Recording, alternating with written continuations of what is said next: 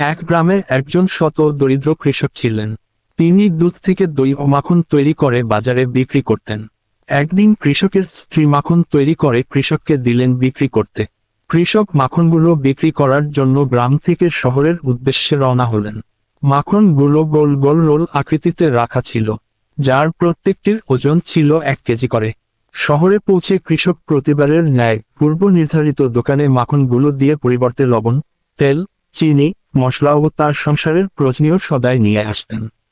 একদিন কৃষক দোকান থেকে চলে যাওয়ার পরে দোকানদার মাখনের বানানো রোলগুলো ফ্রিজে রাখার সময় ভাবলেন ওজন ঠিক আছে কিনা। একবার পরীক্ষা করে দেখা যাক। মাখনের রোলগুলো ওজন করতেই উনি দেখলেন মাখনের ওজন আসলে আছে 1000 গ্রাম নয়, প্রতিটা আছে 900 গ্রাম করে। পরের সপ্তাহে যখন আবার কৃষক সেই দোকানে মাখন বিক্রি করতে গেলেন, দোকানের সামনে পৌঁছানোর সঙ্গে সঙ্গে দোকানদার কৃষকের উদ্দেশ্যে চিৎকার করে বলতে লাগলেন, বেরিয়ে যাও আমার দোকান থেকে। এবার থেকে কোন বেঈমান চিটিংবাজের সাথে ব্যবসা করব না। আমার দোকানে আর কোনোদিন পা রাখবে না।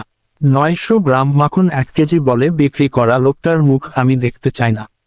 কৃষক বিনম্রভাবে কম্পিত স্বরে দোকানদারকে বললেন, দাদা, দয়া করে রাগ করবেন না। আসলে আমি একজন খুবই গরিব মানুষ, দাড়িপাল্লা বা বাটখারা কেনার মতো পয়সা আমার নেই।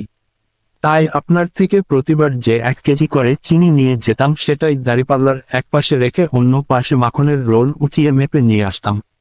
এই গল্পের শিক্ষণীয় বিষয় হল, অন্যায়ের প্রতিফলন অবশ্যম্ভাবী, অসততা শেষ পর্যন্ত নিজের দিকেই ফিরে আসে। গল্পটি আমাদের স্মরণ করিয়ে দেয় যে ন্যায্যতা ও দায়িত্বশীলতা ছাড়া ব্যবসা বা সম্পর্ক টিকতে পারে না।